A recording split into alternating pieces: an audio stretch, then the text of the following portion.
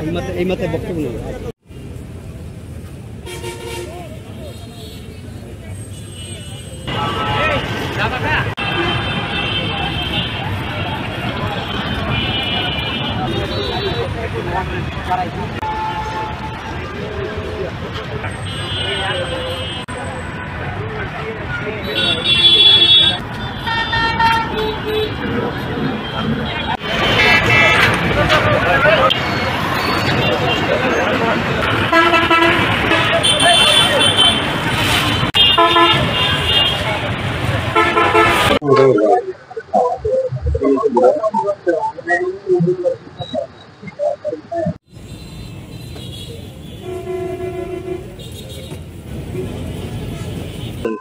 ওনারা আসা বলতেছে, কাগজটা দেওয়া বলতেছে যে এটা তো চাষের জায়গা, চাষের সম্পত্তি, কাউরে কোনো আপনার টাকা দিবেন না। যদি টাকা দিতে হয় তাহলে আমাকে দিবেন, আর এই জায়গায় নাম্বার আছে, প্রয়োজন পরে যোগাযোগ করে এ টাকা আমাদের কাছে ট্রাস্টে পৌঁছে দিবে।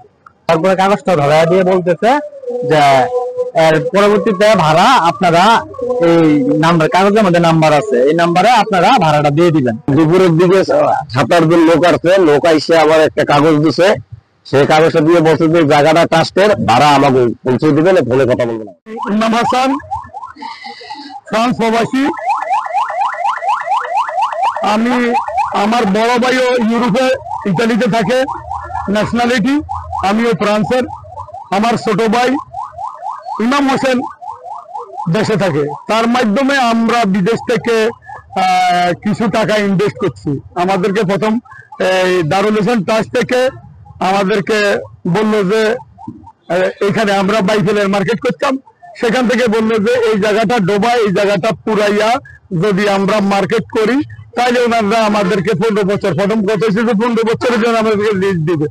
যখন জায়গা আমরা বরাদ করছি 1,37,00,000 টাকা দিয়ে এই ডোবা ডাবা এগুলো সম্পূর্ণ পুরানের পরে ওনারা মন নিল, ওনারা 15 বছর দিবে না, আমাদেরকে 10 বছর দিবে। ডান, আমরা 10 বছরের মধ্যে আছি।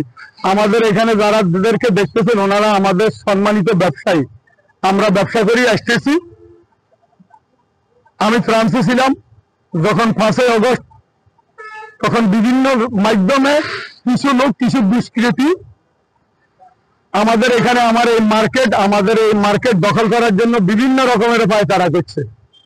তখন আমি আমার ঊর্ধ্বতন কর্মকর্তা, আত্মীয় স্বজন এবং আমি দলগতভাবে বিএনপি করি, আমার বিএনপির কেন্দ্রীয় নেতাদেরকে, অনেক নেতাদেরকে জানাইছি।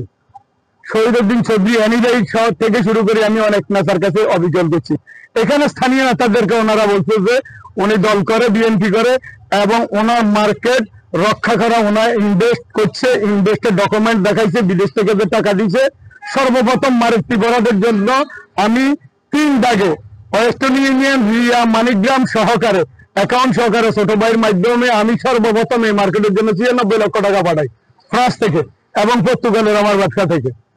এরপরে আসার পরে বর্তমানে কিছুদিন পর্যন্ত কিছু লোক আমার এখানে চাঁদাবাজি করতে আসে বিভিন্ন রকমের। এখানে গত 3 মাস আগে জাকির নামে একটা লোক, বা সোশ্যাল জাকিরও কয় তারে, তো ওই লোক আমার এখানে আইছে, মার্কেটে আইছে, আমার লোক পরিচয় দিল যে সে ঢাকা জেলা চাষি দলের সভাপতি। ওকে ভাই আসেন, আমি 2 দিন দাওয়াত দিয়ে তারা খাওয়াইছি, বা দলীয় প্রোগ্রামে আমি 2-3 প্রোগ্রামে তার সাথে গেছি।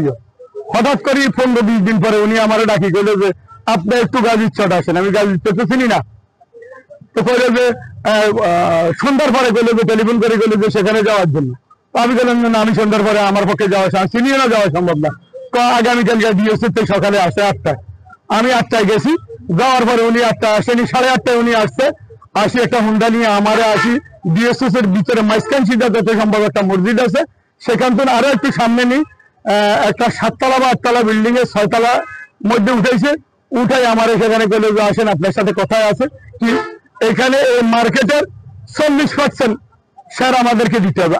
তাকে একা বলেনি, আমাদেরকে দিতে হবে, 10 লক্ষ টাকা দিতে হবে। আগে আপনি কি বললেন, আপনি একজন রাজনৈতিক নেতা, আমি একজন রাজনৈতিক নেতা, আপনারা আমি কেন 10 লক্ষ টাকা দেবো? 40% শেয়ার কেন দেবো?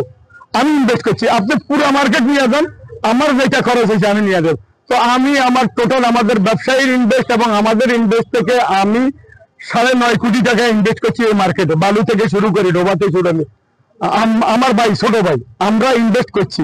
কিন্তু এগ্রিমেন্টটা হয়েছে আমার ছোট ভাইয়ের নামে। এগ্রিমেন্টে 10 বছরের এগ্রিমেন্ট আমার ছোট ভাইয়ের নামে হয়েছে। এই ওই দিতে পেয়েছেন, আমি কেছি হয় আপনার মার্কেট প্লেসে নিয়ে যান, আমার দরকার নেই, ফুটম্যান মার্কেটম্যান নিয়ে যান, আমার কোনো আপত্তি নেই। এরপরে আজ কিছুদিন পর্যন্ত হুমকি ধমকি বিভিন্ন রকমের কথা সে আর চোখে দেখে, বিভিন্ন লোক আসে হুমকি ধমকি দেয়। আমি আমার বিভিন্ন রকম এখানে স্থানীয় আজকে সে হঠাৎ করে আমি এই যে এইখানে একটা দোকান আছে, বাগানের দোকানের সামনে আমি আর আমাদের আরেক পার্টনার ইব্রাহিম সাহেব আমরা বসে কথা বলতেছি। হঠাৎ করে দেখলাম যে আমাদের ফুডে এরা 10-15 জন লোক আসি কিছু সিডি বিলি করে আর দোকানদারদের কই করতেছে। হঠাৎ করে এই দোকানে দেওয়ার টাইমে আপনারা তো একটু আগে